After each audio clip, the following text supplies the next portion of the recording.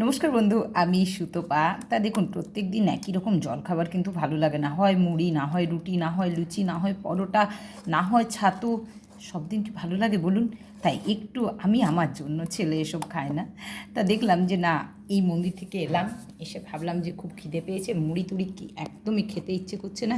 তাই ভাবলাম যে একটু চালের গুঁড়ো নিয়েছি, এটার মধ্যে ময়দা দিয়েছি, সুজি দিয়েছি, একটু রিফাইন তেল দিয়েছি, নুন দিয়েছি, ভালো করে ফেটিয়ে নিয়ে চলুন একটা চালের মানে রুটি করা যাক। রুটি না, মানে পিঠে। তা চলুন আমার সাথে থাকুন, দেখুন না কী করি।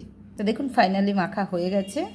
তো চলুন, এবারে চাটুটা বসিয়েও নিয়েছি, এবার এটাকে তেলটা গরম করে দিয়ে দেবো। এর মধ্যে তেল দিয়ে দিলাম,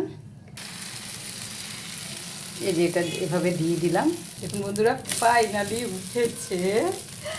তা বেশ ভালোই লাগবে। তা আমাকে জানান না, কার কার এরকম ইচ্ছে হয় এরকম পিঠে খেতে।